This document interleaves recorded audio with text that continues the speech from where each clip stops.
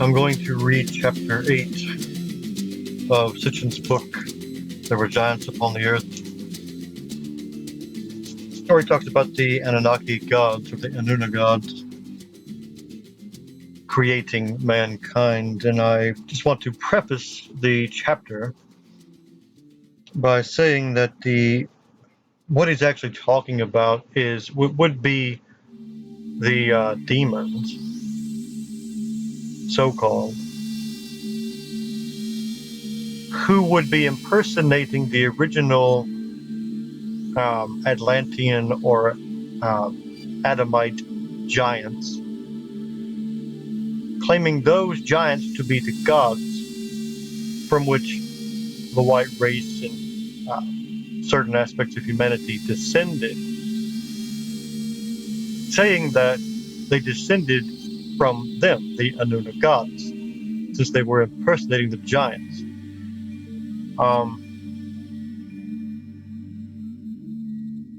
In other words, they were usurping that role and claiming them to be the progenitors of the human race. And so they were saying that we are your creators by mixing our blood with the original humans, and we created what's in the Bible would be the race of the giants or the Nephilim. But really, it's just a de-evolution of the human race, and they are saying that they are the more highly evolved race of the two, when they are the ones that are tinkering with our DNA, degrading it and eroding it away to turn us into the slaves that we became. Whereas if they had left us alone, we would not have become that. And so with that, I now begin reading chapter 8, A Serf or Slave Made to Order. The unrest among the Igigi led to the zoo incident was only a prelude to other troubles involving them. Troubles inherent in long-term interplanetary missions, and the absence of female companionship turned out to be one of the major issues.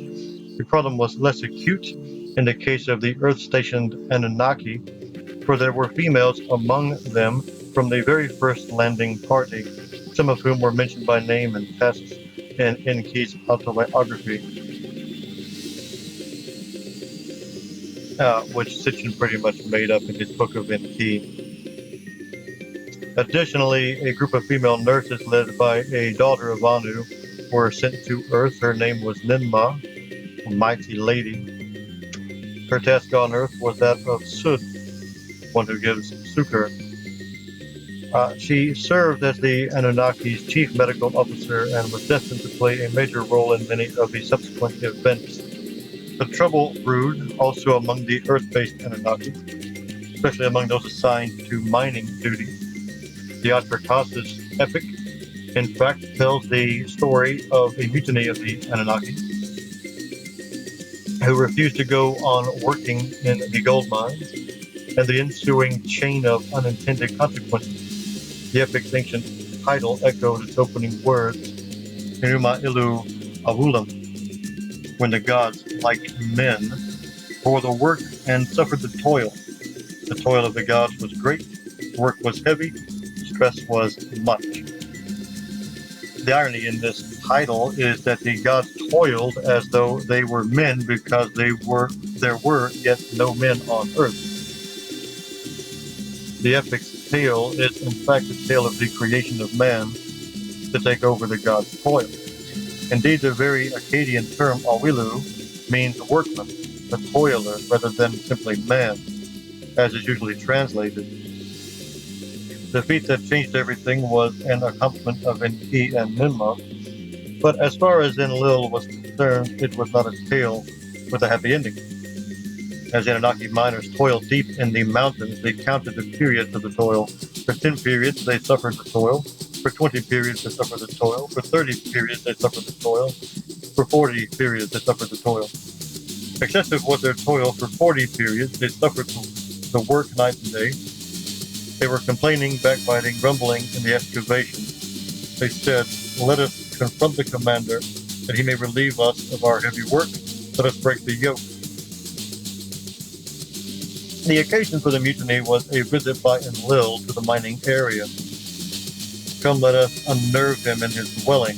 A ringleader, whose name is illegible in his tablet, urged the angry miners. Let us proclaim a mutiny.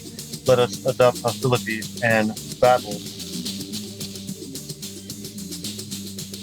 This would have been equivalent to Satan's rebellion against God in the Bible.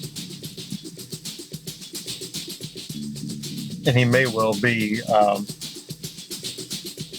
making more of a deal out of it than was meant to be in the original text to make that comparison.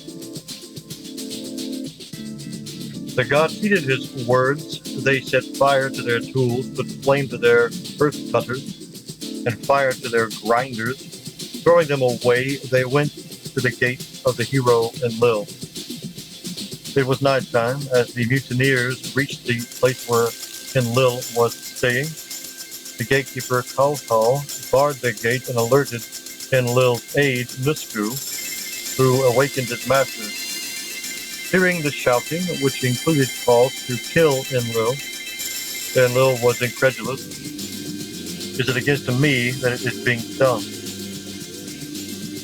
What do my own eyes see? Through Nusku, he demanded to know who is the instigator of this conflict. The mutineers responded by shouting, "Every single one of us has declared battle. Our work is heavy, the stress is great, excessive toil is killing us." When Enlil heard those words, his tears flowed.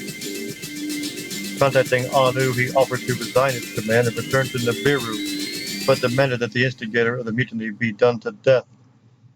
Anu summoned the Council of State. They found that the Anunnaki's complaints were justified, but how could the vital gold supply mission be abandoned? It was then that Enki opened his mouth and addressed the gods, his brothers. "There is a way out of this dilemma," he said. "We have with us Nimma. She is Belet Eli, a birth-giving goddess. Let her fashion a Lulu. Let an Amelu bear the toil of the gods. Let her create a Lulu Amelu. Let him bear the yoke." He was suggesting to create a Lulu, a mixed one, a hybrid, to be an Amelu, a workman, to take over the Anunnaki's toil. And when the other gods asked how such a Lulu Amelu could be created, and he answered, "The creature whose name you uttered, it exists. All I need to do is bind it to the image, bind on it the image of the gods." This reminds me, the word Lulu for slave or worker man was a word. The word man is Lu. The word king was Lugal, great man or big man, and but Lulu basically meant just worker or slave, and it always reminded me when I watched the movie The Fifth Element, where this perfected being had this long, crazy name, which was basically a reference back to all the crazy, long Sumerian words. Since it's an agglutinating language, the words just add on to each other, and they become very long. Kind of like the words of power, or Marduk's 50 names.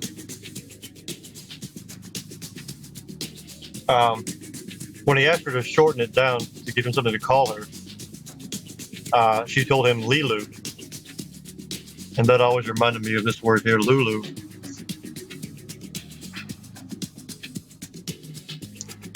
Anyway, so that's funny because her blood, her DNA in the movie was supposed to be like the perfected version of human DNA. And there's some nuanced references there to the idea of this Nimma character being the mother goddess of humanity and that kind of a thing. But anyway, therein in this response lies the answer to the enigma of the missing link How could Homo sapien, modern man, appear in Southeast Africa some 300,000 years ago overnight in anthropological terms, when evolutionary advances from apes to hominids and in hominid species from Australopithecus to Homo habilis to Homo erectus, etc., took millions upon millions of years?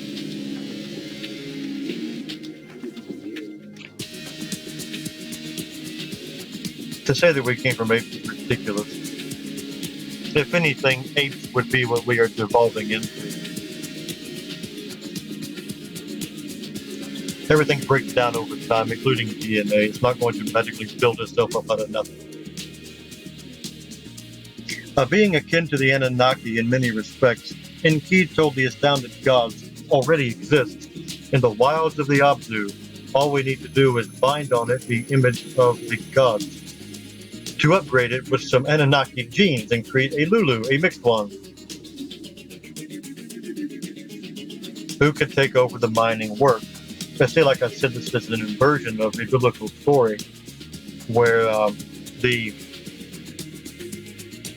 fallen angel, so to speak, came and mated with human women, because there are no female angels. They have to be men, so they have to mix with human women. Even though I don't really believe in angels, and I certainly don't believe in fallen angels, I do believe in beings that became known as demons. But that's another story. Demons are not fallen angels. And there's two different kinds. There's the bodied or corporeal, and the disembodied or spirit beings. But anyway,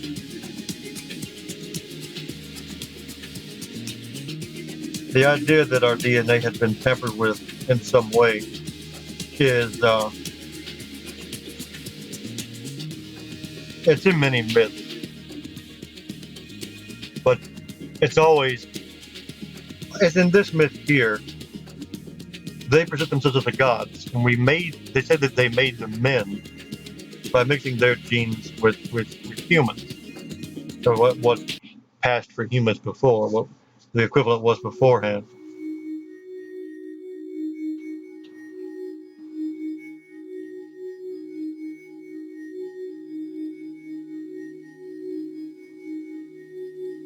This kind of reminds me of the elves in Tolkien's universe, the elves and the men and the hobbits. How the elves lived thousands of years, the Anunnaki lived thousands of years.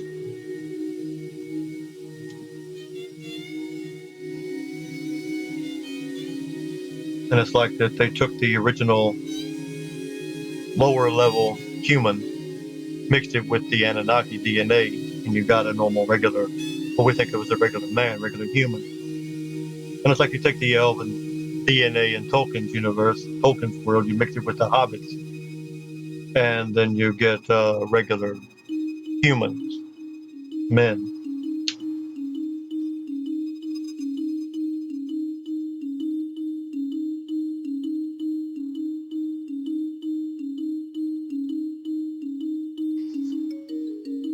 Anyway, the idea is that they improved humans by mixing their DNA to it. In the Hebrew Bible, this created a race of beings that God considered an abomination and ordered his people to go and destroy them. Even now, the idea of these giants are vilified in the Christian world as being something evil. And of course, we're not talking giants as in someone that's 8 feet tall. We're talking someone that's 12 or 15 feet tall, like this picture is here of the god Shamash, the sun god, who I actually think is a deification of the person known as Ham in the Bible.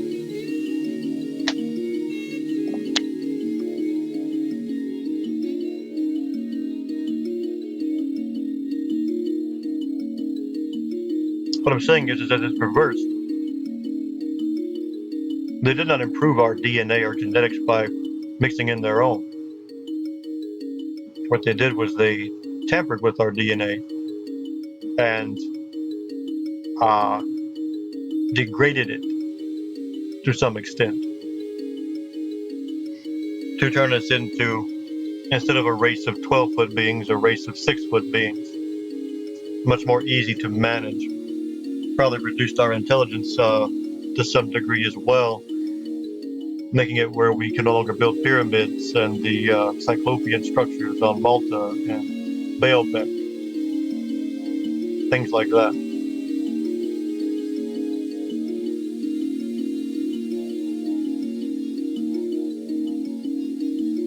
And even now with this alien, ancient astronaut theory, now they call them ancient aliens, the TV show Ancient Aliens, try to make it where everything that was great in human antiquity somehow had alien involvement because, humans just can't do these things. So we have to have help from the gods, basically, these aliens, the same as the Anunnaki.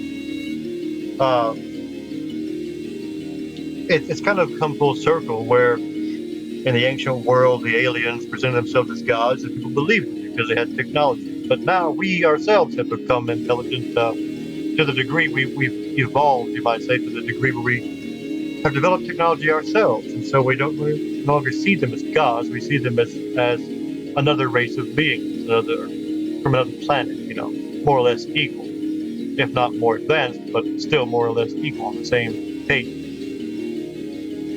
And then we turn around within, 50 years, 60 years, and go back to basically saying, oh, well, they're our saviors again. They're going to help us heal the world. And we go back basically to calling them gods. They become the equivalent of gods, even though they're not called that. They're still called aliens, extraterrestrial. We've basically gone full circle and gone back to calling them gods again, saying that these ancients were right. Whereas, 100 years ago, we would have said, oh, well, they're just primitive, and in their simplicity, that's what they thought. Like the Aborigines or islanders in the South Pacific would have thought someone flying a plane was a god. But now we've gone full circle and we call them gods again, as if they are our benefactors. While they abduct people and do tests on them and mutilate cattle and things, and so on and so forth. But never mind that. There's just a few cattle. That's, small price to pay for our beloved deities, our beloved benefactors.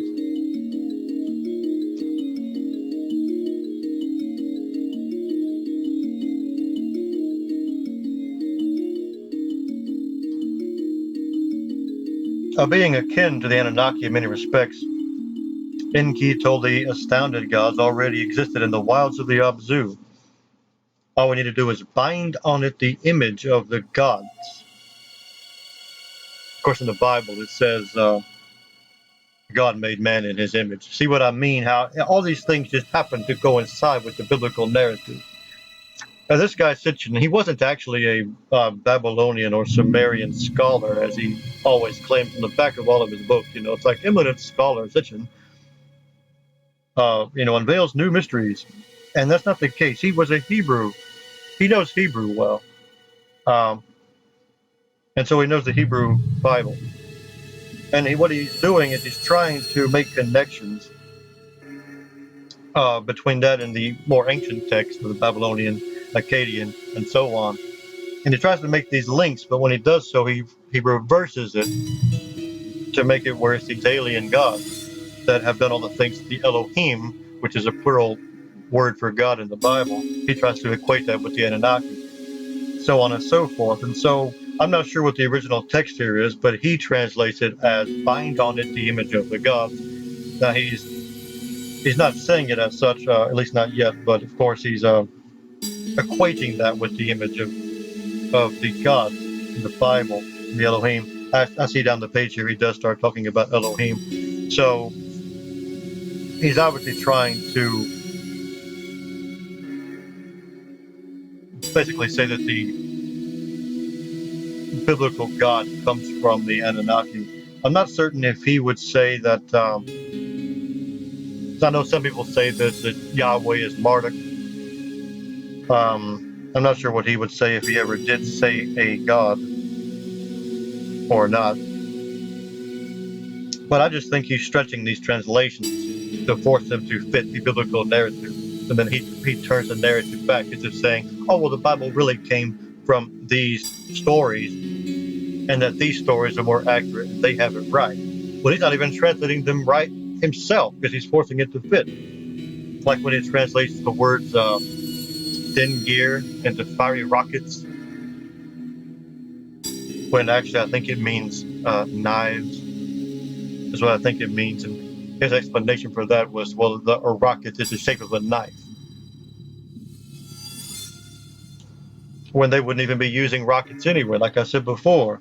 They would be using the actual UFOs that the aliens use. They don't use rockets to travel between the planets. He was trying to make it scientific by saying, oh, they're like rockets, but no, you're not going to fly to the next star by using a rocket. And everybody knows that. Everybody knows that aliens don't use rockets; they use UFOs. But he went out of his way over all the decades he was writing all of these books. He never called them UFOs or flying saucers or anything. He always called them rockets. And to me, that's actually detrimental. He actually went the wrong way, because he started writing like back in the days of Apollo, and the idea of the space race and all of that. The space missions were still fresh on everybody's mind when he started. And so he was equating these Anunnaki craft with the Apollo space program and like the V5 and all that stuff. And that's ridiculous. It's completely crazy. Why didn't just say they're using their own spacecraft? I don't know. He was trying to make it sound more scientific and less hokey, less sci-fi. But he would have been better off just to go ahead and say they're using UFOs, because that's obvious. Anyway, but I know for a fact he's not translating everything 100% accurately, because words do have definitions, and they do have the Akkadian. We know how to read Sumerian because the Akkadian, when they found all the Akkadian text in Nineveh, they found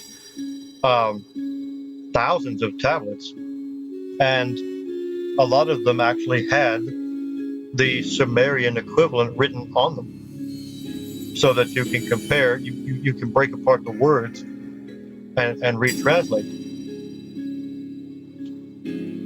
I mean, they basically had dictionaries comparing the two languages. And so this is the people in the ancient world that he's comparing these languages to. And when you see how they translated them, if they say it's a knife, then it's a knife.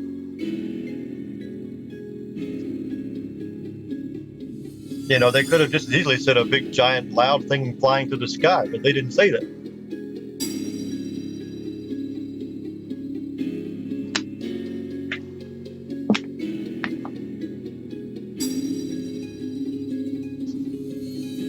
Ezekiel, in his book in the Bible, tries to describe some kind of flying machine coming at him through the air. He says from the north. It came out of the north, he says.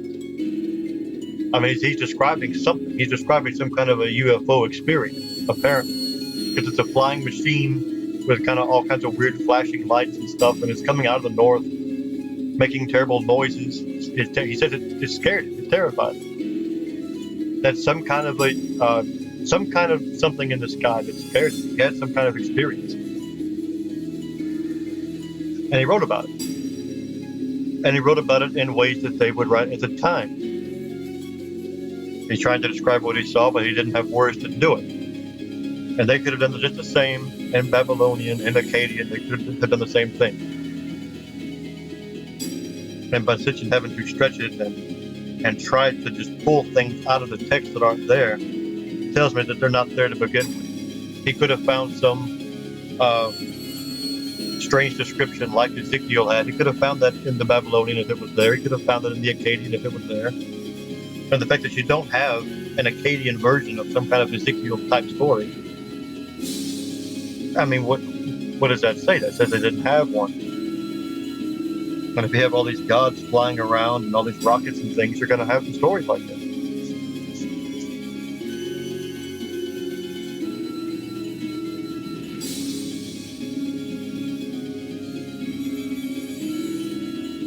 What Enki had discovered at its headquarters in Southeast Africa was a hominid so akin genetically to the Anunnaki that with some genetic tinkering adding to the genome of the hominid, say a Homo erectus, some Anunnaki genes could upgrade the hominid to the status of an understanding, speaking, tool-handling Homo sapiens.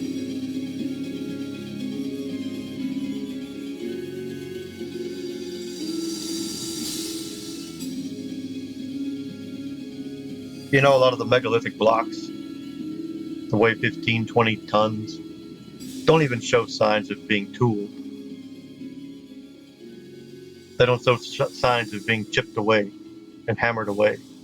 They show more signs of being molded, as if they were clay or melted, superheated to be malleable. They show more signs of that than they do being tooled. And so if he's talking about them making them into tool-handling Homo sapiens, and the Homo sapien word, sapien being the Latin word for wisdom, or being wise, actually becomes a bit of a joke, because they're actually reducing our intellectual capacity to where that when we look at these megalithic structures, we wonder how they were tooled, because that's how we think ourselves. Like I said, they made us into slaves when we were much more like the gods to begin with, when we were making those structures.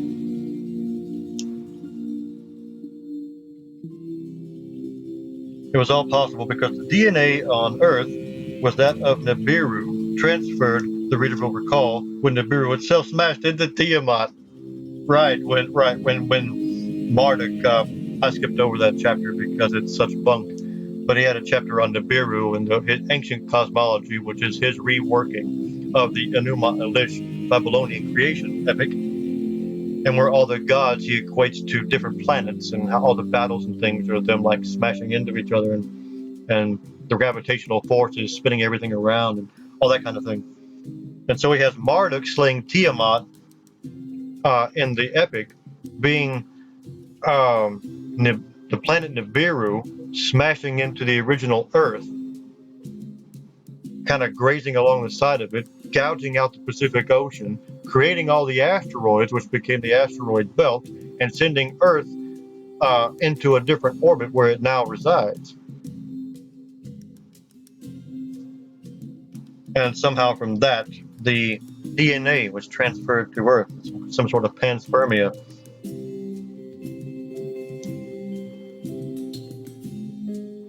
Of course, you know, we're all made of stars, I think, sure, so why not? It's just like the movie Prometheus, when it opens up with the progenitor race, basically atomizing his body, reducing his body down to its components so that his DNA would be introduced into the ecosystem and supposedly create intelligent life. But there again, see, all these things, they're pushing the agenda of these alien gods,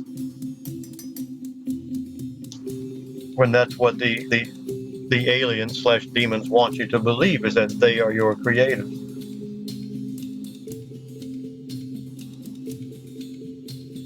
Enki then outlined to the assembled leaders, some people actually consider Enki to be the god, the creator god of the Bible,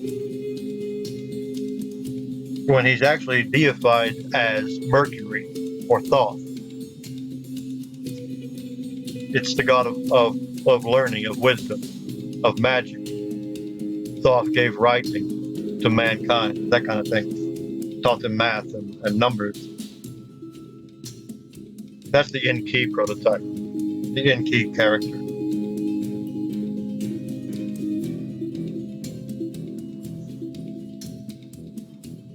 But some say that he's the creator god, that he became the creator god in the Bible.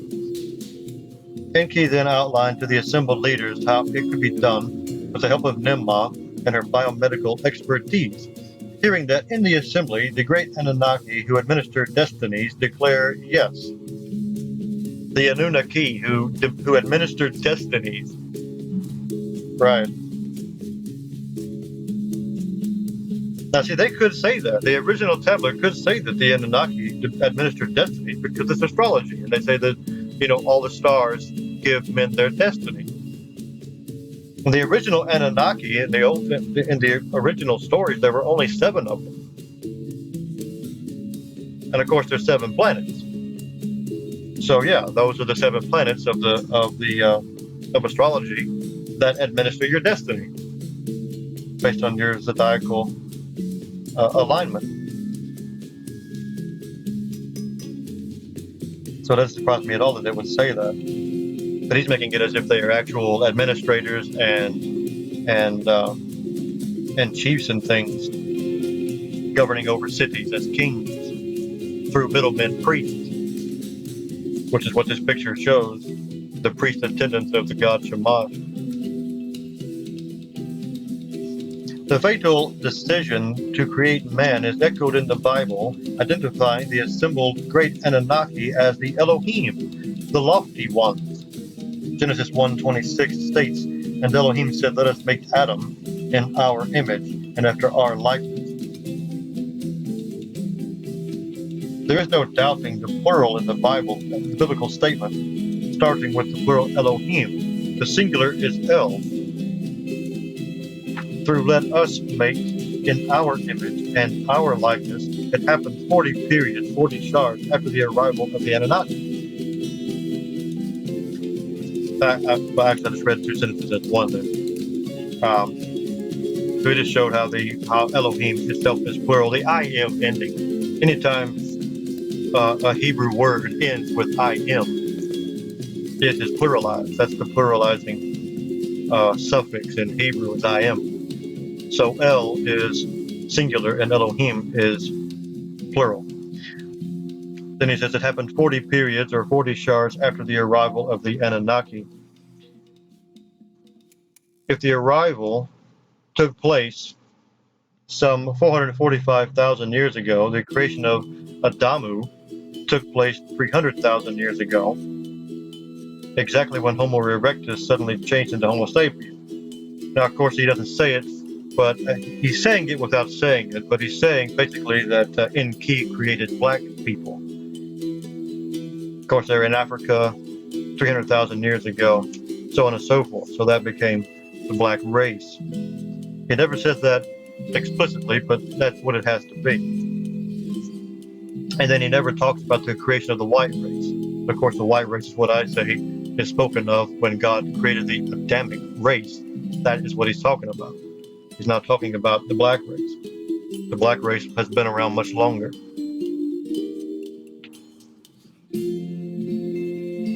The process by which the fashioning of the primitive worker was achieved is then described in the Atrahasis epic, as well as in several other texts.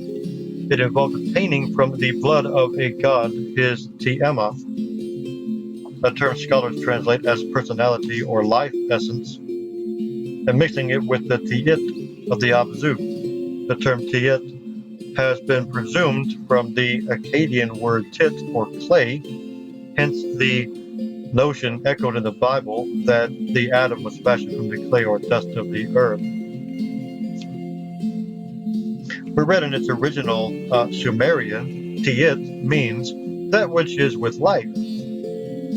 Also noteworthy, where he says the essence of a living being, that which is given life.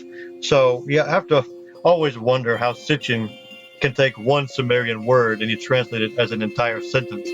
You know, that shows you how much he's adding to it.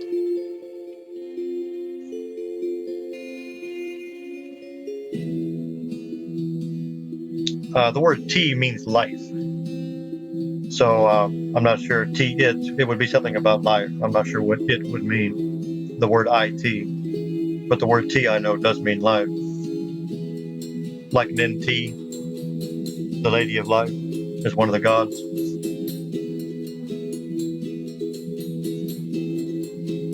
The Tiema, the life essence or personality of a god, what we would now define as his genetic DNA, was mixed with his essence of the essence of an existing being found, the text states, in the area just above the Abzu. By mixing genes extracted from the blood of a god with the essence of an existing earthly being, the atom was genetically engineered. there was no missing link in our jump from Homo erectus to Homo sapiens because the Anunnaki jumped the gun on evolution through genetic engineering.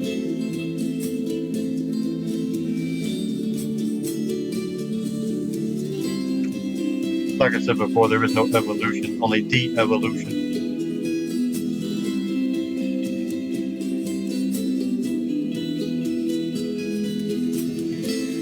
The flat earthers don't believe in evolution, obviously, but they don't believe in dinosaurs or anything from the ancient world, the prehistoric, pre-diluvial world. I heard one of them one time talking about how there were never 60-foot sharks and things like that. And I disagree. I think there were 60-foot sharks and 60-foot snakes and 40-foot alligators. Because that everything was gigantic in the ancient world. The world was better. The world itself was better. I don't know about dinosaurs ever existing. But the creatures that did exist were much larger than the ones now. They're equivalent now. And the whole idea about dinosaurs turning into birds and things like that's a bit hokey too. But even if that is the case, they call that evolution. That's de-evolution. How the hell are you going to turn from a 20-foot dinosaur to a damn turkey and call it evolution? I don't know.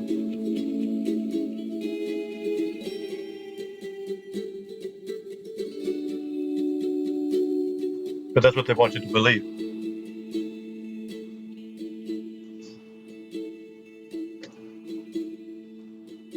I mean, there was supposedly the pterodactyl, flying lizard. It's not technically a bird; it's a flying lizard. But it had a 30-foot wingspan. I mean, it's the size of a damn plane.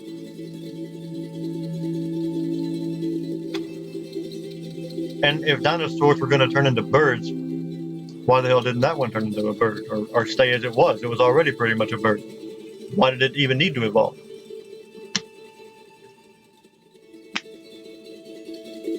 Also, the idea of evolution, I've always known this since I was a child. I've always wondered about this. The idea of evolution, that things are getting better and better and better, presupposes that there's somehow some underlying cosmological knowledge of what is the best to be. In other words, how does it know what to work towards? But evolution is bunk anyway, because you have to have everything in the ecosystem coexisting at the same time for everything else to live. You can't have everything coming from one source, because you're not going to have everything else to keep it alive at the same time anyway. Everything's coexistent, codependent on everything else. On nature. Nature has to exist for nature to exist. Everything in it.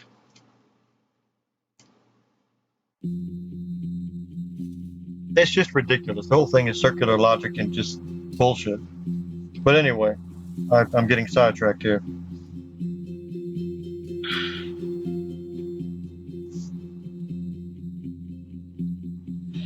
The task described by Enki was easier said than done.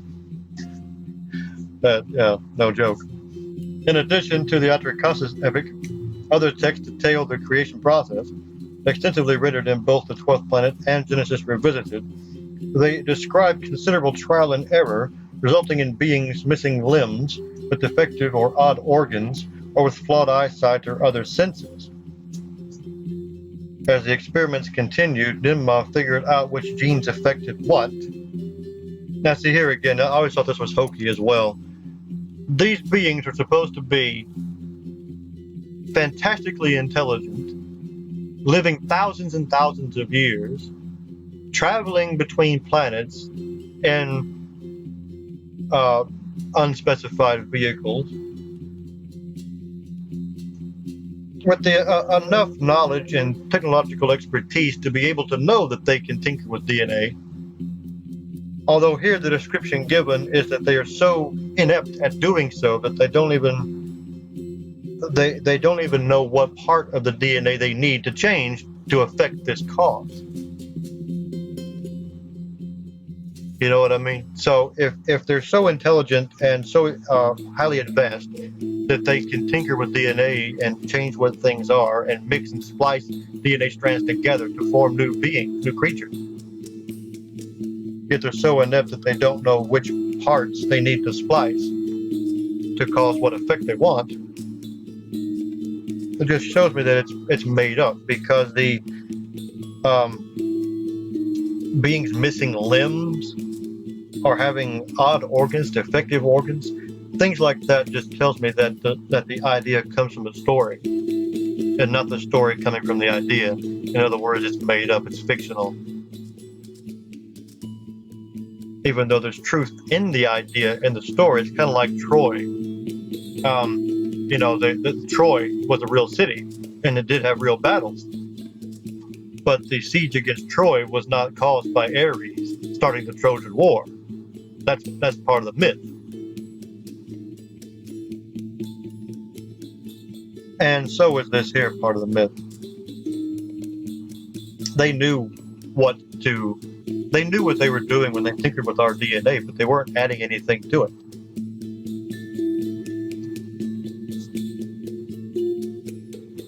I read that part in the so-called book of Enki,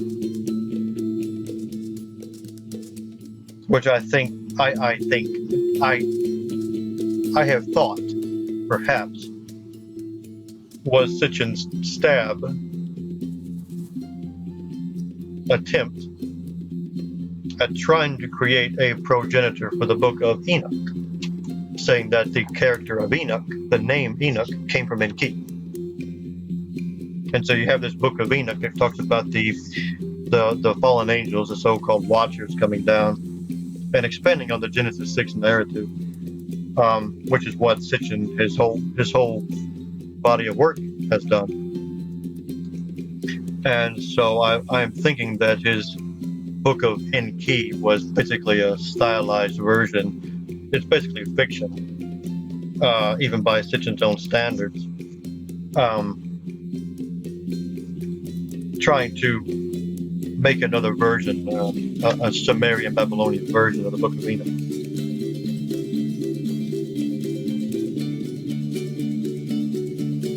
But of course, I also say that Enoch may well have been where Enki came from, and that Mercury and Thoth and all these other gods of knowledge were simply the deification of Enoch. Just like Poseidon, Neptune was the deification of Noah, or the original Dagon, the fish god.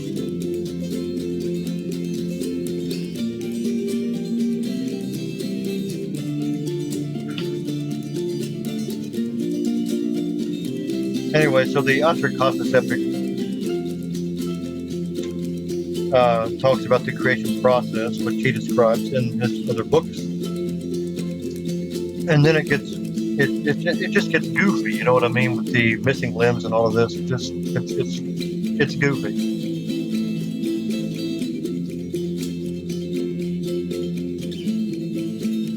If they made a mistake, it would not be something like that. If you make a mistake tinkering with DNA, you're not going to make a mistake so big that you're going to end up missing limbs.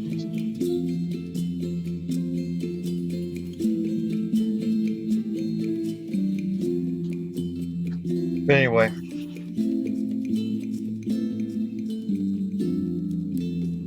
as the experiments continued, Nimrod figured out which genes affected what, and declared that she now could deliberately produce, as my heart desires, beings with or without this or that defect.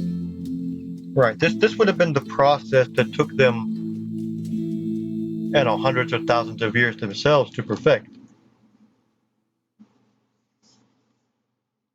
And I would say they would already have been done with it by the time that they created, or that they came to Earth in the first place.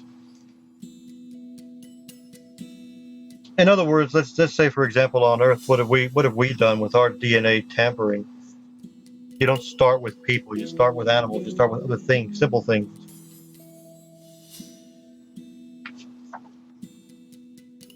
You don't start trying to clone people. You start trying to clone animals.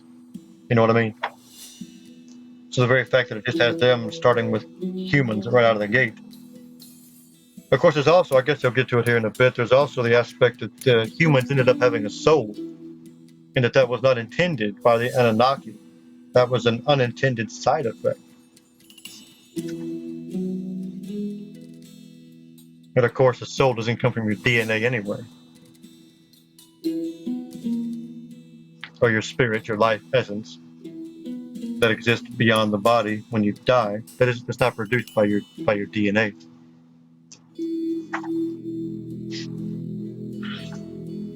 Enki, it is stated in a text, prepared a purifying bath into which one god was bled. Ninmah mixed blood and flesh in order to fix upon the newborn the image of the gods. Fix upon the newborn the image of the gods. That's after the fact. If the image of the gods is the DNA that makes the child, then how are they putting on the image of the gods after the birth? He has that in quotes here. Fix upon the newborn the image of the gods. Enki was seated before her. He was prompting her with instructions and advice. The genetic endeavor was conducted in Bit Shimti, a laboratory-like place whose Sumerian name, Shi-MT, literally meant place where the wind of life is blown in. Of course.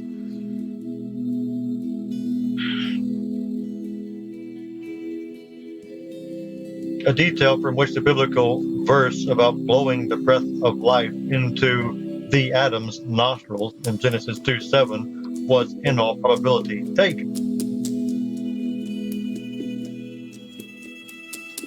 Yes, taken from this nameless, unspecified text that where Enki was talking to Nimrod.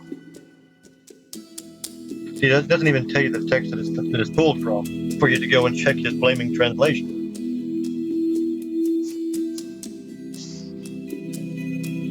Nimrod was handling the mixing, reciting the incantations. Nimrod was listening for an upu, a heartbeat.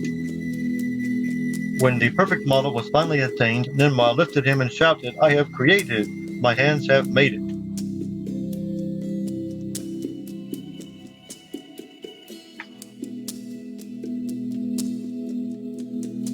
Kind of like Frankenstein there, saying it's alive.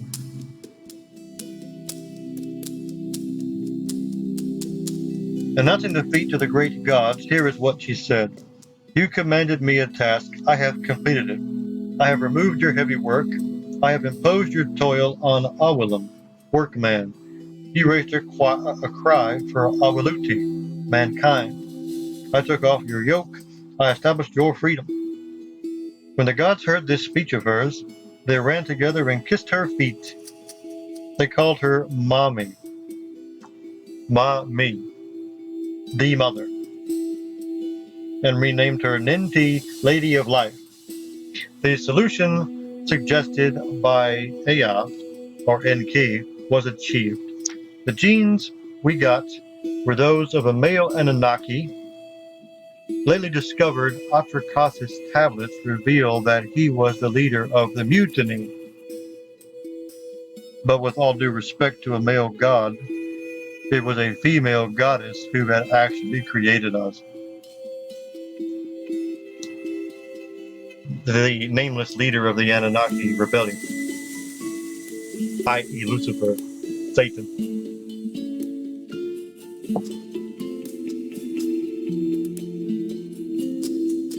See what he's doing here.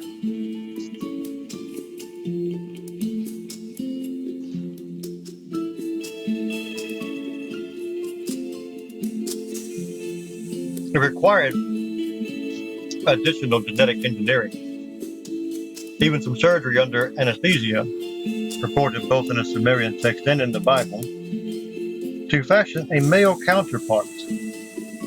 But like hybrids to this day, such as a mule, the mixed product of a horse and a donkey, they could not procreate. To make copies of the perfect model of the Lulu Amelu, difficult and time-consuming reproduction by young birth goddesses was required.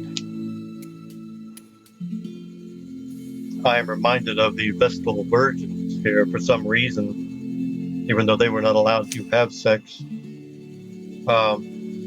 Originally, go back to the Babylonian days, the temples of Ishtar and Inanna and such, they were actually brothels, and you would go in and have sex with these women, or what they called temple prostitution.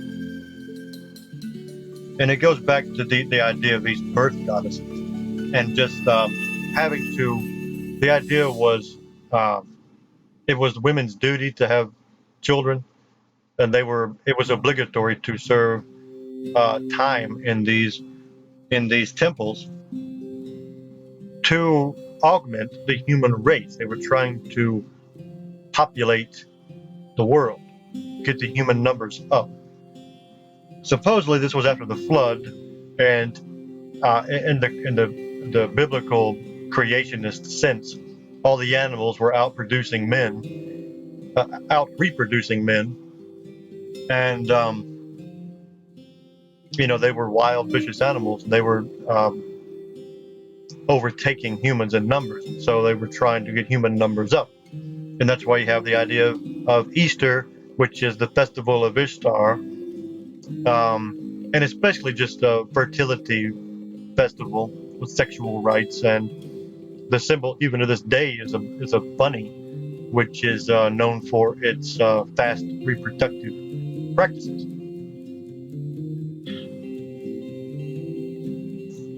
Anyhow, that's what all the festivals in the ancient world were either based around the crop cycle or sexual practices. And anyway, that's when he talks about these birth goddesses, that's what comes to my mind. They're not actually goddesses. He's talking about this temple prostitution and things like that. The next step of genetic engineering, enabling the Lulus to procreate on their own, was undertaken by Enki, the serpent in the biblical Garden of Eden version.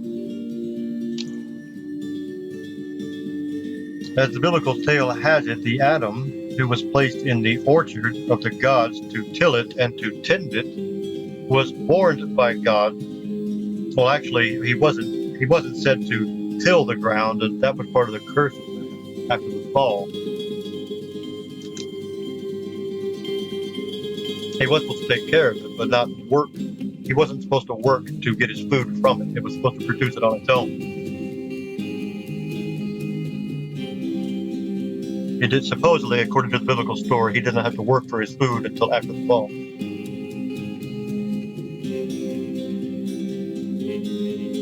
The Adam was warned by God. The Hebrew term is actually Yahweh Elohim, not to eat of the tree of knowing. For on the day that you eat thereof, you shall die. He says, surely you shall die. The King James, I believe, says, you shall surely die. But the Hebrew actually means dying, you will die. If you want to be super literal about it. In other words, he will begin to die at that point, not die on the spot. Put into deep sleep, the Adam is operated upon, and a counterpart female is fashioned from his rib. The Adam and the woman, she's not yet named, go about naked and are not ashamed. The wily serpent now approaches the woman regarding the prohibited tree, and she confirms that is what Elohim has said. But the serpent said to the woman, no, you will not die. So the woman, seeing that the tree's fruit was edible, took of its fruit and ate, and also gave it to her mate, and he ate. And right away they became aware of their sexuality, realizing that they were naked, and they made themselves aprons out of the fig leaf.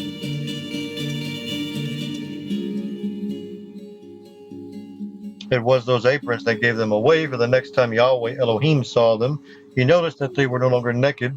Questioning the Adam about it, he found out what had happened. Angered, what have you done? God said at the woman. Because of that, in pain and suffering, you will bear children. Alarmed, God said to the unnamed colleagues, "Behold, the Adam has become as one of us, to know good and evil."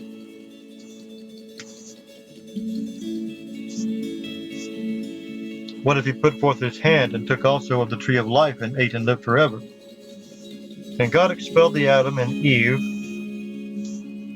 from the Garden of Eden. The tale without doubt explains how Adam and Eve were enabled to procreate, a development blamed in the Bible on the serpent.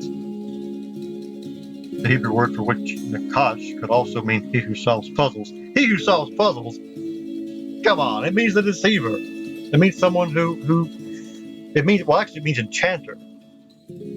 That's why it says that he beguiled her, because the word means to enchant.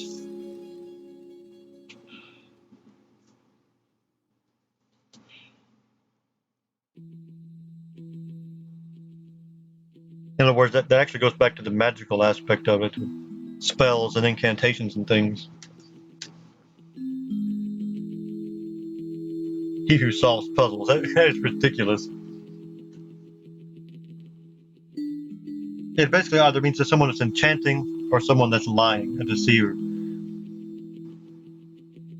Not surprisingly, the Sumerian parallel for these varied meanings also comes from a single term, boozer, which is an epithet of Enki, meaning he who solves secrets.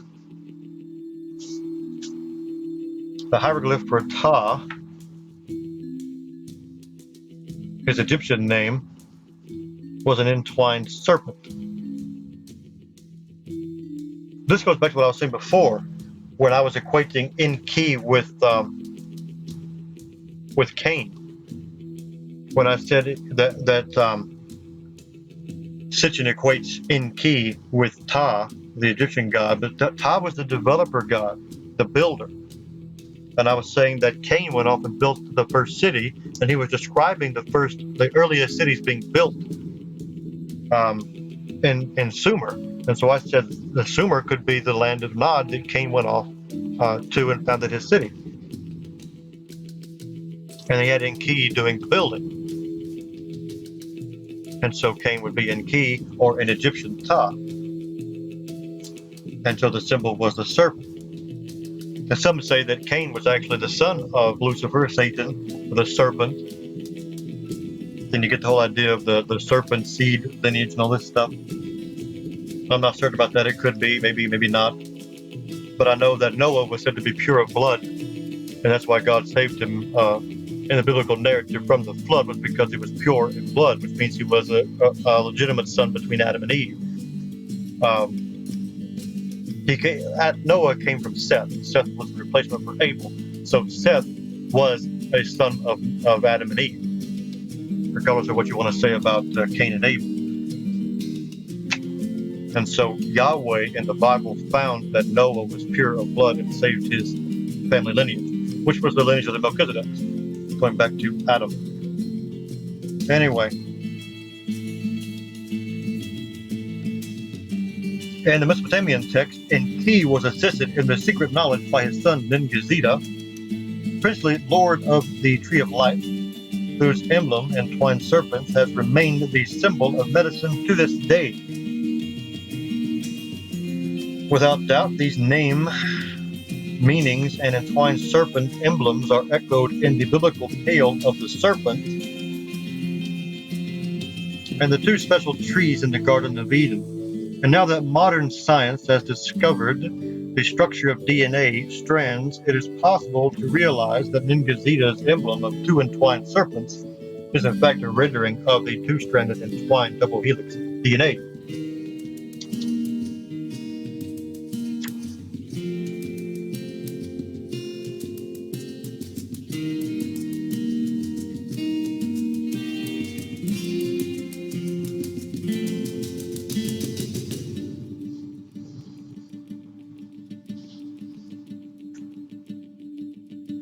I still find it sort of strange how the developing god Ta had his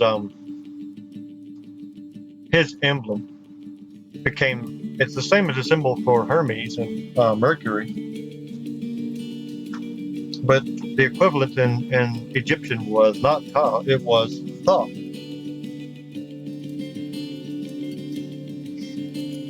Out of the gods' blood they fashioned mankind, the text reiterates.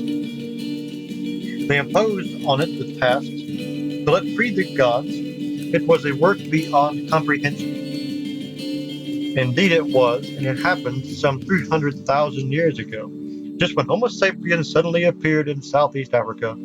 It was then that the Anunnaki jumped the gun on evolution and using genetic engineering upgraded a hominid, say Homo erectus, to an intelligent tool-handling Homo sapien, wise man, to be their serf. Yes, he's so wise he can be their slave. It happened in the area above the Abzu, exactly where fossil remains indicate, in the Great Rift Valley zone of Southeast Africa, just north of the gold mining land.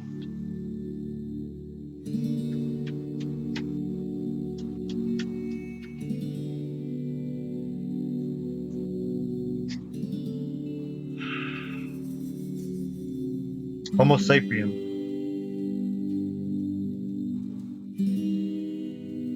Homo erectus.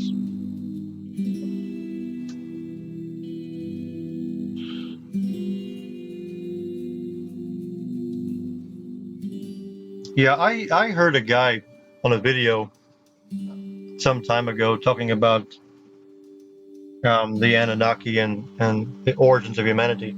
And he was basically ended up just praising Enki as this great creator God, basically an alien being that made mankind. He was talking about our chakra systems and all this stuff, and how Enki was so wise that he put all these things into our bodies.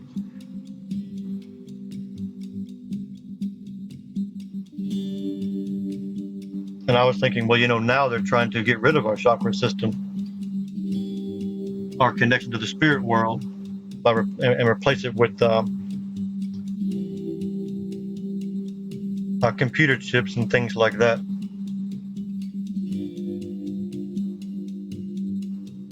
Their goal is not to increase humanity. I couldn't believe it. That guy was basically trying to continue Sitchin's work writing these books. He doesn't know what he's talking about. If he's praising Enki, Sitchin knew what he was doing. And if you actually just take what Sitchin says and go with it as if it's truth, you don't know what Sitchin was doing. And you can believe it if you want, but it's not the truth. And anybody that thinks Enki is some kind of great benefactor is sorely mistaken. And, well, he just equated Enki to the Lucifer of the Bible, Satan of the Bible, the snake, the serpent, even though he also equates him to the guy that told Noah that the flood was coming, because he equates Enlil with the Yahweh God in that scenario, wanting to kill mankind. So you have these two brother gods always battling out. That's what I want. I look at history in terms of these two battling bloodlines of these beings, these Anunnaki beings. They're not all in accord. They've always been fighting over planet Earth and who controls which set of people. That's why I have white and black people, is because you have the Enki people that he made, and then you have the Enlil people that are the white race that were made later. And all the white nations are run by Enlil. The white part of the earth is governed by the Enlil bloodline. And then all of the rest is governed by Enki.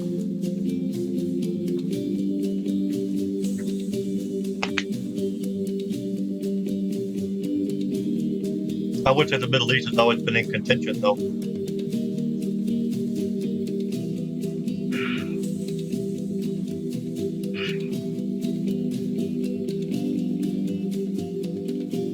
Anyway, that's why you have the first race was the black race, made by Enki.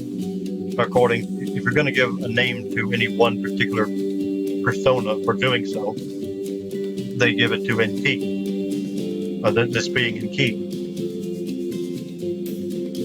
But later on, say 50,000 years ago, whatever it was,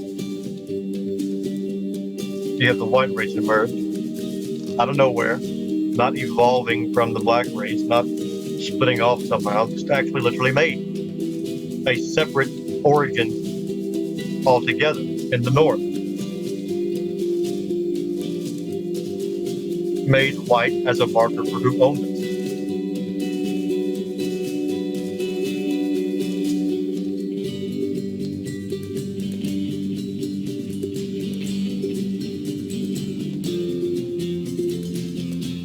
But like I said, he stayed away from the whole idea of race, wisely so, because he would not have been able to sell his books if he started bringing race in. But anyway, let's continue. We know from the continuing Antarctic text and from other detailed texts that no time was lost in putting the primitive workers to work in the mines, and the Anunnaki from the settlements in the Eden raided the mines and forcefully brought some of those workers to serve them in the Eden, where with picks and spades they built the shrines, they built the canal banks, they grew food for the people and for the sustenance of the gods.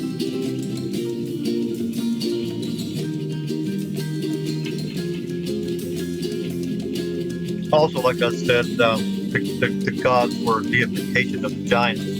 They came before the reduction, before the white race was reduced to the average size they are now. They used to be the giants, and anywhere you find giants in the world, they're going to be white people. And in most instances, I don't know about the Anunnaki gods, but they simply could be deifications of white people and white giants wherever they went, which you find as you go around the world, even though the system is trying to severely cover up the idea that there are actual giants, 10, 12, 15-foot giants around the globe that go back to antiquity. You can find places around North America, South America, and Europe where the original inhabitants saw they had like shrines built around ancestral tombs and things where they would have burials of these giant beings, and they would actually say that they were gods, sometimes saying that they would come back to life one day. And now they're going in and removing all of these bodies and seclusion and taking them back in hiding.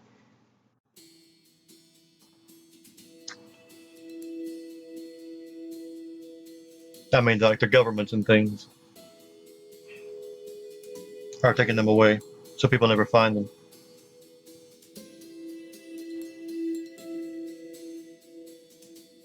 The Bible, though more briefly, reports the same. And Yahweh Elohim took the Adam from where he had been created and placed him in the Garden of Eden to till it and to tend it. The Bible specifically precedes here Adam, he of earth. He's translating the word Adam as he of earth, and earthling, with the definitive article the, making clear it is a species that is written about, as distinct from a person named Adam, the husband of Eve, whose tale starts only in chapter 4 of Genesis. To till it and to tend it, to be an amelu, a workman. The Bible has similarly stated Adam le amal yilad. Adam to toil was created, and the Hebrew word avad, translated worship, in truth means to work. Man was fashioned by the gods to be their serf, their slave. I have heard that before, that the word worship actually just means to work for, to do the work of, in its original context, its original sense of the word.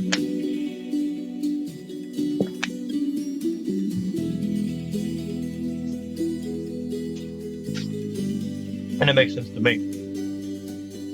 To do the work of God, not to go to some building and hold your hands up and sing songs for no damn reason at all. Going out and doing the work, talking to people, helping people, doing the work of God. That makes sense. Going to some building every week, just do the same thing over and over again, doesn't affect anybody. That doesn't make any sense at all.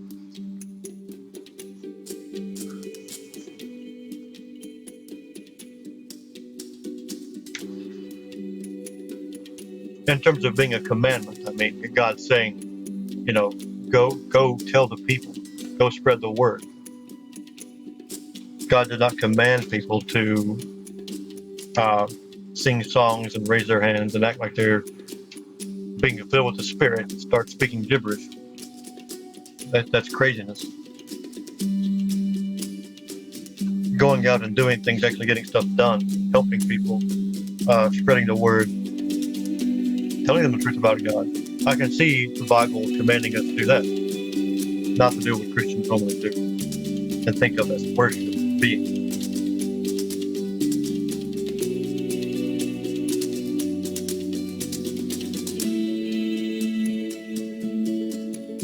I pretty much just think Christians have everything wrong that can be wrong, basically.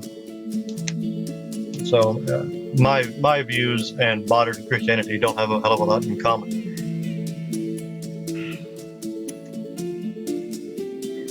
Time passed, the settled land extended, and the people multiplied. Thus does the Outer Cosmos epic start the next phase of the events that followed the mutiny and the creation of the atom, and finally led to the deluge. The people in fact multiplied so much, the text reports, that the land was bellowing like a bull. A great sign that it's completely made up. Enlil was not happy. The god was disturbed by their commotion. He made his displeasure known. Enlil heard their bellowing and said to the great gods, "The bellowing of mankind has become too intense for me. For their commotion, I am deprived of sleep." Of the damaged lines that follow, only Enlil's words, "Let there be a plague," are legible.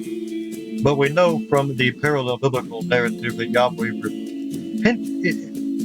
repented that he had made the Adam on earth and said, "I will wipe the Adam that I have created off of the face of the earth." Genesis 6 and 7. I always wondered about that verse. That was a very, very strange verse to me, even as a child. The King James says, "And it repented the Lord that he had made man."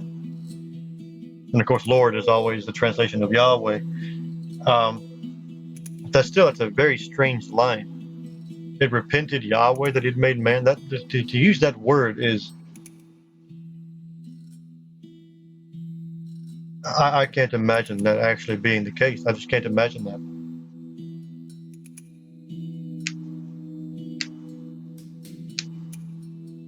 As if man was a mistake. God changed his mind. Now he's going to destroy everything. So I just simply don't believe that.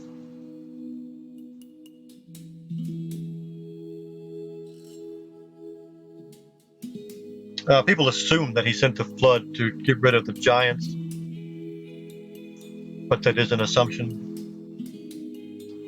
Because they say that he wanted to preserve the bloodline of Noah to get rid of the Nephilim. They said the Nephilim were giants. But no, that's a perversion of the tale. Originally, the pre-Diluvian people of white race was the giant. They were the giants. The Adamic race were the giants. Noah was a giant. Shem was a giant. Him, right here, I said earlier, this depiction is of Shamash, who I believe is a depiction of the biblical Ham. That's one of Noah's sons. He would have been one of the giants too, because he was born, all of Noah's sons were born before the flood, about 100 years before the flood.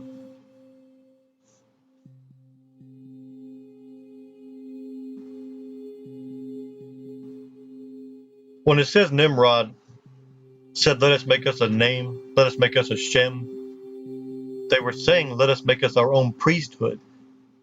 It's because of Ham, the firstborn of Noah's sons. He gave the Melchizedek priesthood to Shem. And Ham went off to Babylon. He said, let me make my own priesthood. I'll become the Melchizedek here. I'll make my own priesthood here. And they deified him as Shamash, which is the same as biblical Shem, same word, Shem or Shamash, became the word for the sun god, the name of the sun god.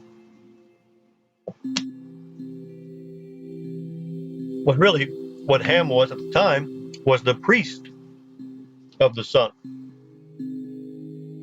Because they deified him since he was one of the giants. They deified him as one of the gods, as the god of the thing that he was originally the priest of.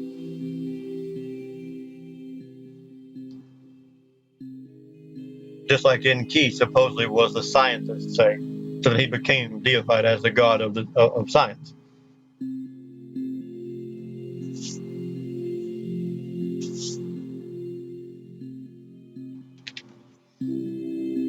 The tale of the deluge and its hero Noah, also written sometimes as Ziusudra, and also written as Utnapishtim, is told in both sources along similar lines, except that unlike the monotheistic Bible, where the same God first decides to destroy mankind and then saves it through Noah,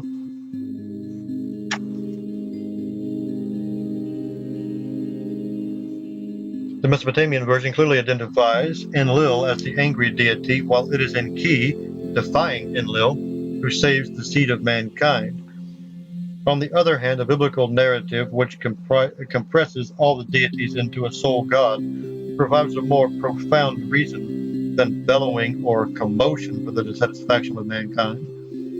In the words of chapter 6 of Genesis, it came to pass that when the Adam began to multiply on the face of the earth, and daughters were born unto them. Now he's saying the Adam here to distinguish between all mankind and the race of Adam, because in the Hebrew it uses the same word for both, but that's not the same. And it uses the article the as a prefix for the Adam to single out the one man. When it just uses the word, it means all of men, all mankind. So when it's talking about the Adam, it means the one that was made apart after all of the others that were already there. They had already begun, they had already multiplied. The Adam began to multiply on the face of the earth, and daughters were born unto them. And the sons of the Elohim saw the daughters of men, that they were suitable, and they took them as wives, all of which they chose. Now, what I do, and I see this, I'm seeing racial mixing between the white and the black race, between the sons of God, sons of Elohim, the white race, the giants, like I said, and the indigenous black people that were around at the time. That's what I see in this text. I think it's very simple, but they want to make it giants, and they don't distinguish a race for the giants. It's just nameless, faceless giants that are evil. And so then God sends the flood to destroy the giants, even though there's giants after the flood, all the way down to David, when God tells Joshua to go in and kill them. God tells David to go and kill them all. He gets mad at the Israelites when they don't kill them all. They never did kill all the giants, according to the Bible. They were still around all the way till it stops talking about them.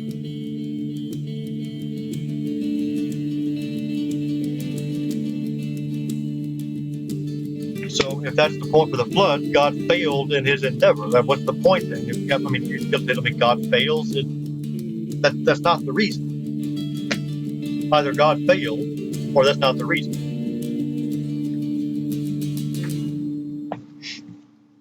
Or maybe there was never a reason. Maybe it's just an old epic made by a local flood way back in history, or the flooding of the Black Sea or something, as some claim, that then propagated as mankind spread around the globe or across the plain.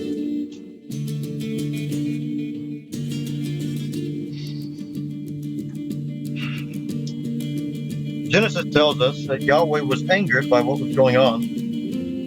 Yahweh saw that the wickedness of man was great upon the earth, and Yahweh repented that he had made the Adam on earth, and it grieved his heart. And he said, I will wipe the Adam that I have created off of the face of the earth. The instrument of destruction was the coming deluge. This then was the wickedness that troubled Enlil, the intermarriage between the sons of the gods and female earthlings.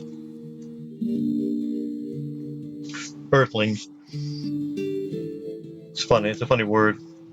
An intermarriage not between different races of the same species, but between two different planetary species. Well, the definition of a species is that you can't reproduce with anybody else. That's what defines a species, is that what you can mate with. So if it's a different species, we can't be mating with them anyway. And the only ones that they would be able to mate with would have been the ones that they infused with their DNA to begin with.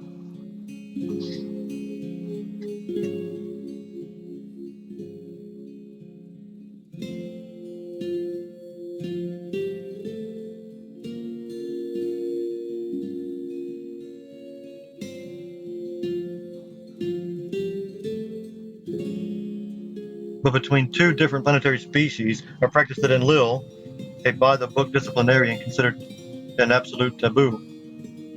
He was angered by the fact that it was none other than Enki who was first to break the taboo by having sex with female earthlings. And he was especially infuriated by the fact that Enki's son Marduk went ahead and actually took as a wife such an earthling, setting in Enlil's opinion a perverted example to the rank and file Anunnaki. There was more to it. The forbidden liaison produced children. We continue to read in Genesis 6 that the Nephilim were upon the earth in those days, and also after that, when the sons of God, the Nephilim were already on the earth in those days, and also after that. When the sons of God, after the Nephilim were already here, the sons of God, or the sons of Elohim, came into the daughters of the Adam, and they bore children unto them. No wonder that the great disciplinarian said, I will wipe the Adam that I've created off the face of the earth. Now, which Adam is it talking about?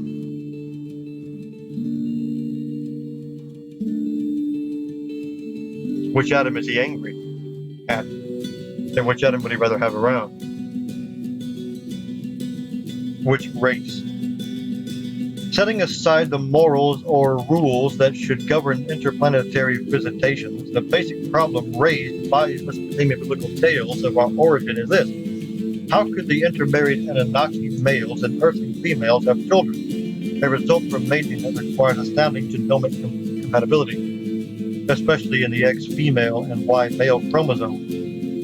Indeed, taking the puzzle to its beginnings, how could the wild hominid of the opposite have the same DNA that the Anunnaki had? Similar enough so that just a little genetic mixing produced a being that, according to the Sumerian text and the Bible, was akin to the gods both inwardly and outwardly, except for their longevity. Well, that's simple, because the Anunnaki were simple deifications of the original giants that came before the flood in the first place, like I just said. Then he goes on, the puzzle deepens by the fact that not only humans, not only mammalian, and not only all animals, but all life on Earth, from birds to fish, flora to algae, and down to bacteria and viruses, all have the very same DNA, the 4 nucleic acid letters from which all genes and genomes are made up. That means that the DNA of the Anunnaki matched the DNA of all life on Earth, and if, as should be assumed, the DNA of the Anunnaki was the same as the DNA of all life on Nibiru, then we must conclude that the DNA on planet Earth and the DNA on Nibiru were the same. Now, he is going on a very, very big evolutionary stretch there to say that Earth is create all life on Earth from a single, the single original protozoa, if you will, that were left from Nibiru smashing into Earth, the original Earth, Tiamat, gouging out the ocean, the Pacific Ocean, and leaving whatever residual type of life here. I guess he's saying that there were like bodies of things and what they decayed. Who knows what the hell he's saying? So you have an original lifeless Tiamat. How crazy is that? You have Earth in the habitable zone from the sun. In the heliocentric model, the Earth is in the habitable zone. You go too close, it's too hot. You go too far away, it's too cold. You have to be this far away for the temperature to be suitable for mammalian life as we have. According to Sitchin, Earth used to be in the orbit of the asteroid belt and was known as Tiamat. He calls that planet Tiamat when all the asteroids were still attached to it. But no, life didn't start here in the habitable zone. Life started way the fuck out on Nibiru, which has a 3,600-year orbit. Pluto only has a 250-year orbit around the sun. And it's a chunk of ice. It's a ball of ice out there. All of those are basically like frozen methane and stuff like that, or just chunks of rock floating around.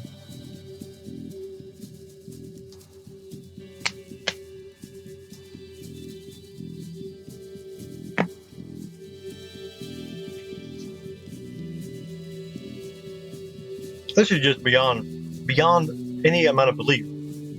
That not only is there a planet with life on it, with not even a circular orbit, it's not even a planet, it's a giant comet. Because it not only is its orbit 3,600 years, but it's in a highly elliptical orbit, where it swings in to the solar system so close that it's actually within range to smash into Earth. So it penetrates through all the other orbits like a comet does. Swings around the sun and then angles back way out 3,600 years, 1,800 years one way, and 1,800 years back. And life is supposed to have evolved on that planet first, not this one. It only evolved here after Tiamat smashed into it eons ago.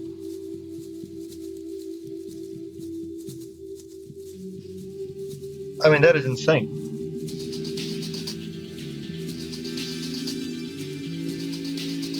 And his proof for that is that the mythological Anunnaki could mate with humans on Earth. And the fact that their DNA would have to be a match that to happen proves that our DNA came from the planet.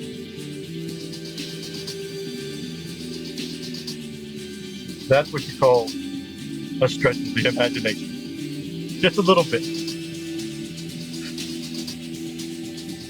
More like the height of fantasy. The height of fantasy. Where was I? Forgot where I left off.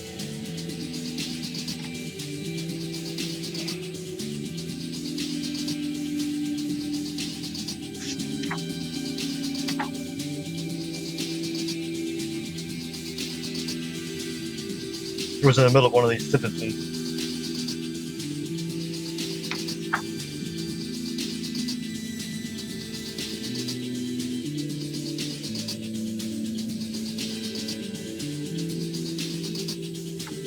How could it be, if according to the dominant, how could it be, if according to the dominant modern scientific theory of Earthseas serving as a mixing bowl, in which basic chemical molecules bumping into each other and heated by geysers somehow combine into living cells. The nucleic acids that combine to form DNA, modern scientists explain, had come about as a result of random bumping of chemical molecules in some random primordial watery soup until the first living random cell happened. But if so, then the random result here had to be different from the random result elsewhere. For no two planets or even moons in our own solar system are identical, and the odds that the random outcome would nevertheless be identical are virtually nil. So how did life on Earth begin, if it is so similar to Nibiru?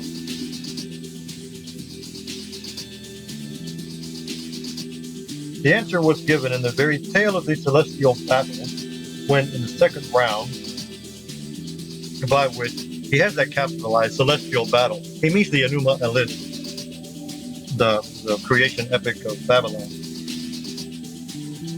When in the second round of Nibiru/Marduk trod upon, which is to say came into actual contact with, Tiamat, severing her veins, end quote, and thrusting away her skull to future Earth. It was then that the seed of life, the DNA of life on Nibiru, was transferred to planet Earth. Science's primordial soup theory, whether or not valid in respect to any planetary environment elsewhere, runs into acknowledged additional problems when it comes to Earth. Abandoning the notion that the solar system has not changed a bit since it began to take shape some 4.5 billion years ago, modern science now acknowledges that something extraordinary happened about 3.9 billion years ago.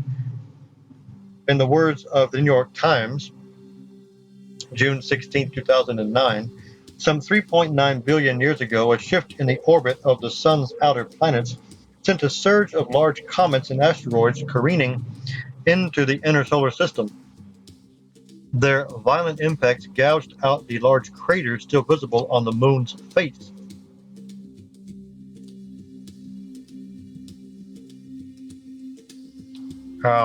I believe that the moon is said to be 2 billion years old, but that's another story. Their violent impacts gouged out the large craters still visible on the moon's face, heated Earth's surface into molten rock, and boiled off its oceans into an incandescent mist. Yet rocks that formed on Earth 3.8 billion years ago, almost as soon as the bombardment had stopped, contain possible evidence of biological processes. What madness is this? The impossibility of life starting here in such circumstances, the New York Times stated, has frustrated researchers so much that some scientists as eminent as Francis Crick, chief theorist of molecular biology, have quietly suggested that life may have formed elsewhere before seeding the planet. The theory that life on Earth was seeded from elsewhere, known as the panspermia theory, was fully discussed in my 1990 book, Genesis Revisited, where it was of course pointed out that the inexplicable catastrophic event 3.9 billion years ago was the tale of Nibiru and the celestial battle.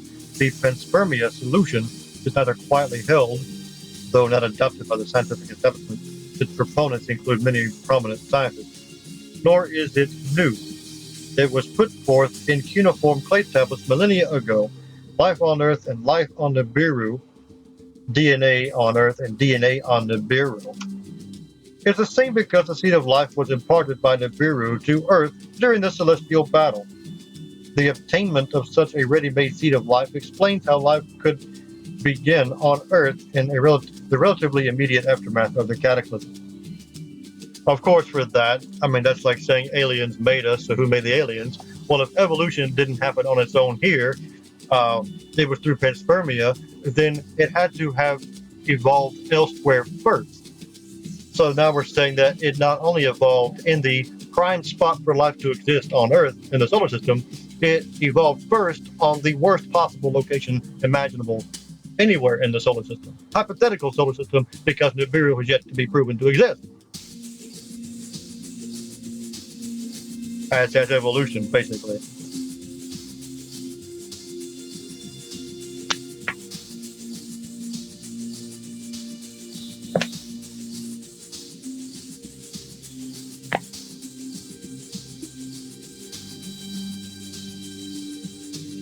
How many false paradigms are they pushing here at once? This whole narrative is just like promoting every negative aspect of science that you can think of.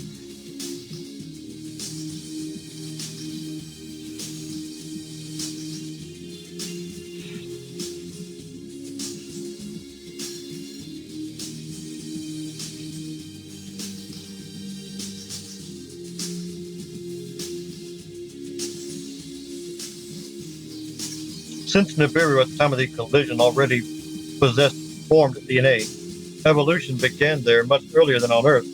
One cannot say how much earlier, but in terms of 4.5 billion years, just 1% earlier would mean a head start of 45 billion Earth years. More than enough evolutionary time for Nibiru's astronauts to meet a Homo erectus on Earth. Yes, I'd say so.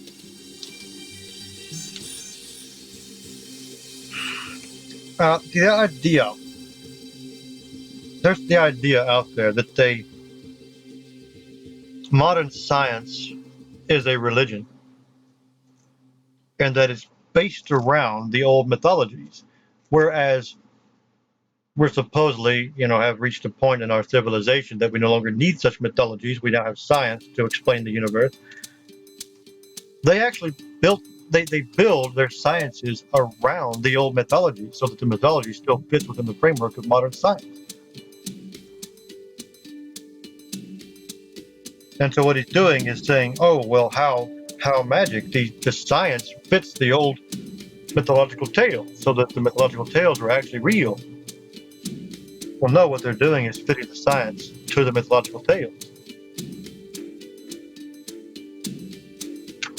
Just like when Oppenheimer quoted, what was it, Kali, the goddess Kali, that he quoted when he made the bombs, the atomic bombs in World War II, and he quoted the line, "I have become death, the destroyer of worlds." He's quoting Hindu ancient texts, the Hindu religion. I've heard it said that he had become obsessed with the Mahabharata text.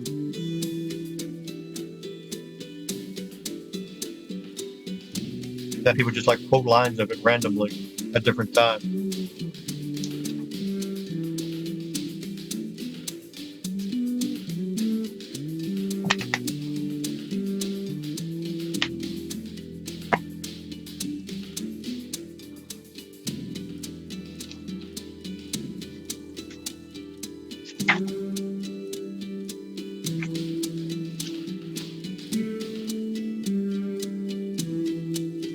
The Earth's oceans boiled off because of the impact of asteroids 3.9 billion years ago.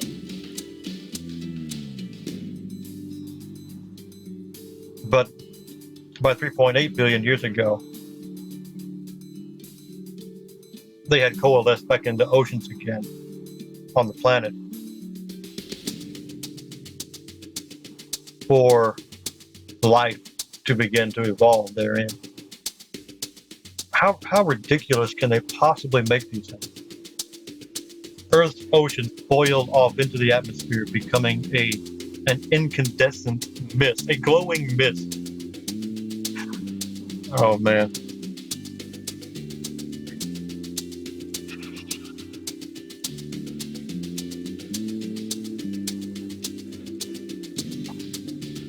The ancient notion that life on Earth began when it was seeded from or by Nibiru was further expressed in the concept of an actual seed of life, Numen,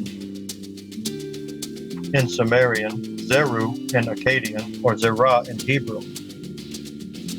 That basic scientific idea not only explains how life on Earth originated, but also pointed to where on Earth life began. It is noteworthy that in Genesis 1:20-25, the Bible describes the evolution of living things on the fifth day of creation as proceeding from the waters to dry land, progressing from all that creeps in the waters through amphibians to the great lizards or dinosaurs.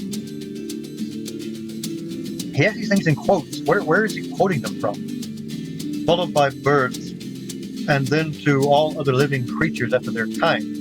A veritable ancient theory of evolution whose sequences is in impressive accord with modern theories of evolution, including the most recent findings that birds evolved from dinosaurs. Unbelievable. He's just throwing everything in.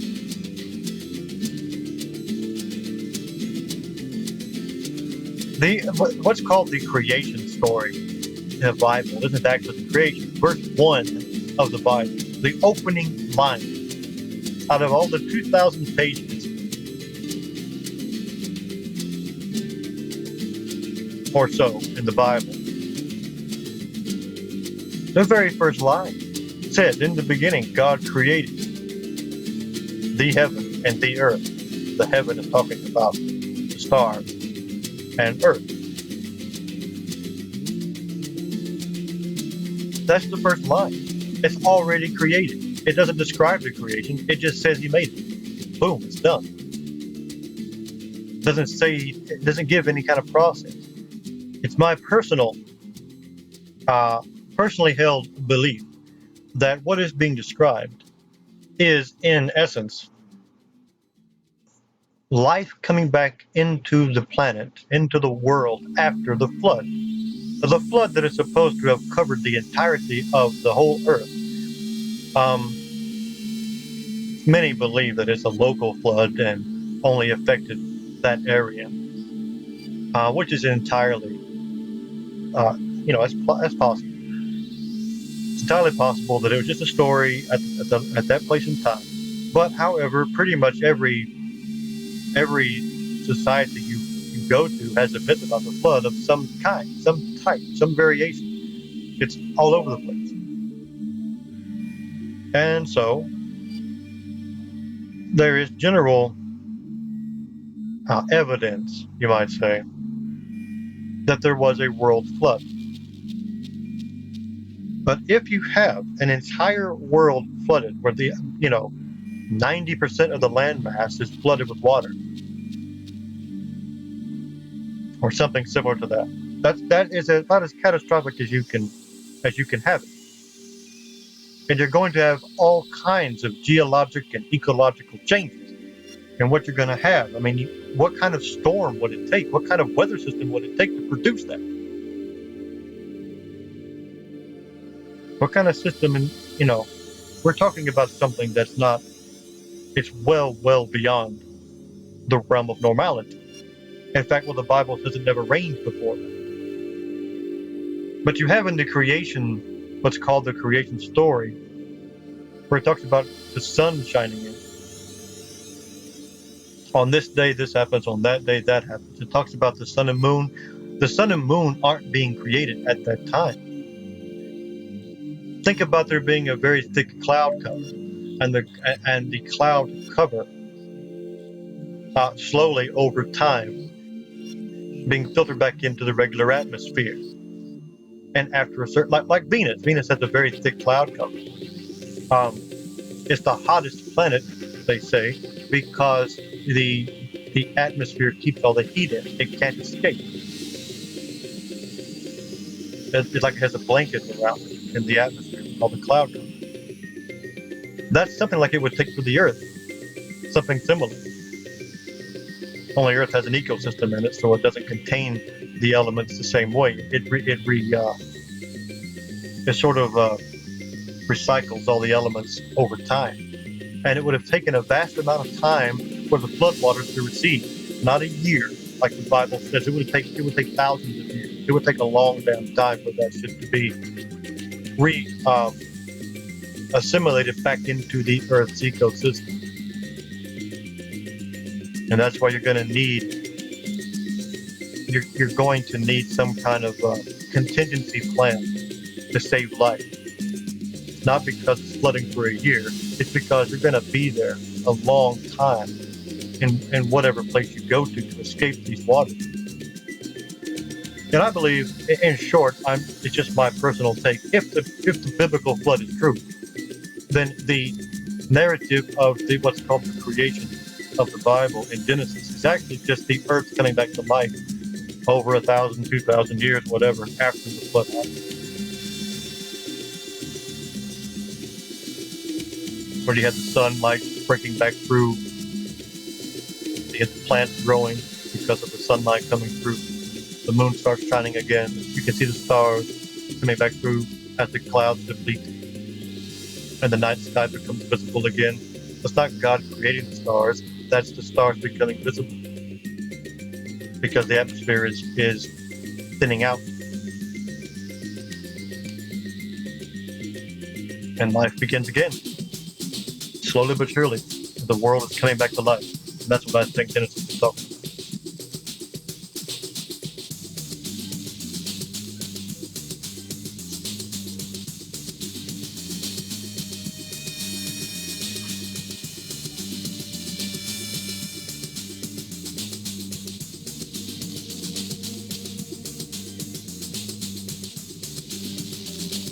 When it concerns where life on Earth started, the Bible precedes marine life with an earlier phase. On day 3, according to the Bible, life began with the appearance of seed-bearing grasses on dry land.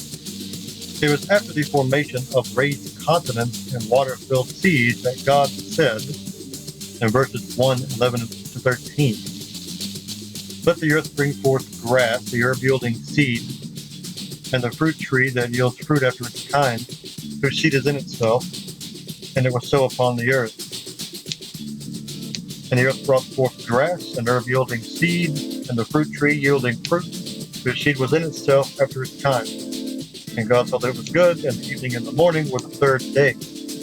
So while in other verses the Bible describes evolution as we know it, from primitive marine life to fishes and amphibians to reptiles and birds and mammals, the Bible also asserts that before all that creepeth began to stir in the waters, herbage bearing and stemming from seeds was the first phase of life on earth. Such a distinction between the evolution of life and the start of life on earth has long been held as contradicting modern science, until the publication in July 2009 of Nature number 460 of a revolutionary study according to which a thick green carpet of photosynthetic life exploded across the earth hundreds of millions of years before life with oxygen-hungry cells appeared in the water. Earth, the scientific journal announced, was greened over with a thick carpet of plant life whose sediments, when washed into the oceans, may have nourished watery life. These new revolutionary findings restate what was stated in the Bible millennia earlier. Well, now he's saying that the Bible is correct in what it says, which also negates everything else that he's saying. So it's a bit funny how people always just pick and choose what they want to believe out of the Bible. These new revolutionary findings restate what was stated in the Bible millennia earlier. This sequence, the Bible makes clear, was made possible by the seed aspect of the grasses. The word seed or seeds and bearing seeds are repeated 6 times in the 2 quoted verses, making sure that the reader does not miss the point. Life on earth began with and from a seed of ready-made DNA.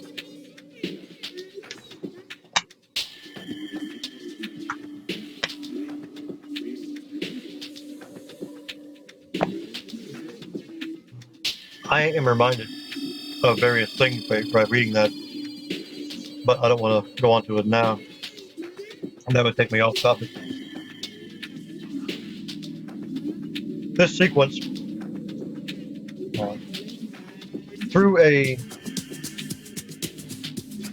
though a parallel specific Mesopotamian text has not been found thus far, other clues indicate that such a sequence of life's beginnings from herbal seed had been noted by the Sumerians. We find the evidence in the word and terminology of the 50 divine names that were granted to Marduk when he assumed supremacy, retained in their original Sumerian form. Even in the Babylonian text, each name was followed by text lines elaborating its meaning. Of immediate relevance to our subject are the following 7 epithet names. We list them as they appear in the tablets together with their textual elucidations. Maruka, verily the God creator of all. Namtalaku, the God who sustains life. Astaru, bestower of cultivation, creator of herbs and grains, who causes vegetation to sprout. Apadan, Lord who sprinkles the field, who establishes seed rows. Sir, who heaped up a mountain over Tiamat, whose hair is a grain field. Gil, who heaps grain in massive mounds, who brings forth barley and millet, who furnishes the seed of earth.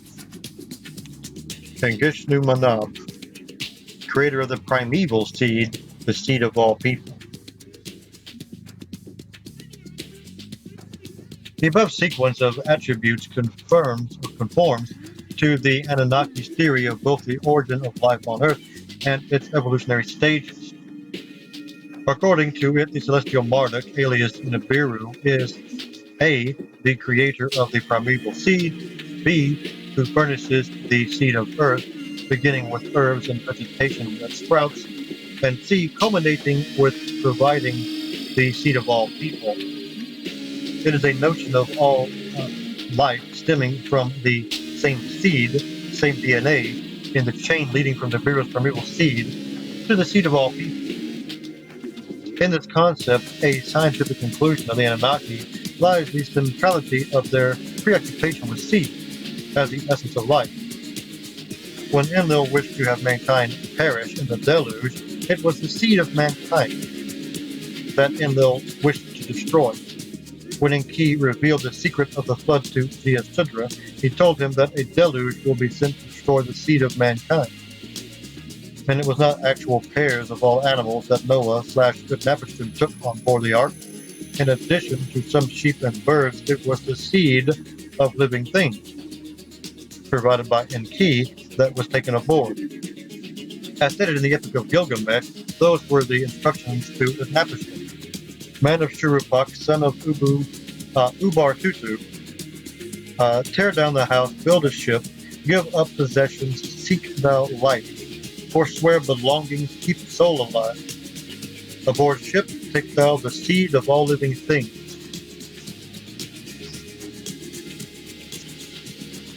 That's just a different way of saying the same thing. In the list of 50 names, Marduk's epithets with the term seed in them ranged from he who establishes seed rows to he who furnishes the seed of earth, creator of the primeval seed and of the seed of all people. We can still hear the reverberating outcry of Enki. I am the leader of the Anunnaki, engendered by fecund seed, the firstborn son of divine Anu. And we must recall Enlil's superseding claim to the right of succession, the fact that because its mother, Antu, was a half-sister of Anu, Enlil's seed was doubly fecunded. So of whose seed is man? The issue of our genetic origin is no longer a sub-subject of biblical studies. It has moved from the realms of faith and philosophy to the arena of sophisticated science. The latest research is zeroing in on the seemingly immortal cancer cells and the obviously fundamental stem cells, the embryonic cells from which all other body cells evolve. In the biblical narrative, humanity stems in direct lineage from Adam and Eve and their son Seth through the sole surviving family of Noah and his 3 married sons. But even the Bible acknowledges the existence of another human lineage, the line of Cain, that flourished in some faraway land of Nod. Judging from the Sumerian and Akkadian sources, the actual story is considerably more complex, and it touches upon the issue of life, longevity, and mortality. Above all, it involves the demigods, offspring of the taking by the gods of the daughters of man as wives.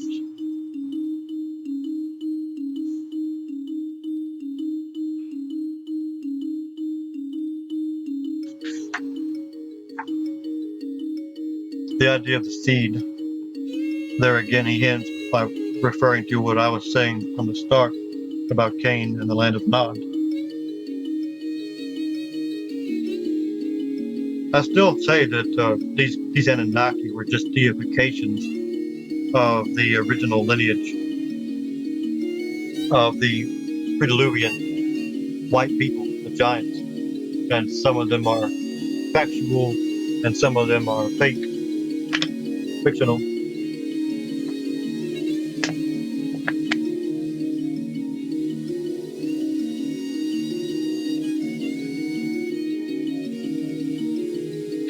Now the idea that to say that we came from seed, for them to say that in the ancient world proves evolution is crazy.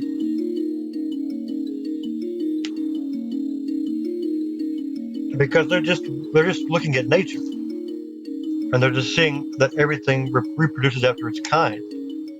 They're not saying it all came from some original, cellular life in the ocean. They're saying that all animals reproduce after their kind, and that everything comes from a seed. They're equating that because they see plants coming from seeds. All life comes from the seed. That by saying that is in no way endorsing evolution. But of course, he's trying to say that it does by twisting the words around to fit the concept of evolution as we have it today. But so he's leaving off there by linking to the next chapter, Gods and Other Ancestors, which I will read next time when I get there. When I decide to. But that was chapter 8, concerning the creation of man as a slave of the gods in terms of Sitchin's narrative. And so I will cut it off here. I will talk to you later. Until then, take it easy.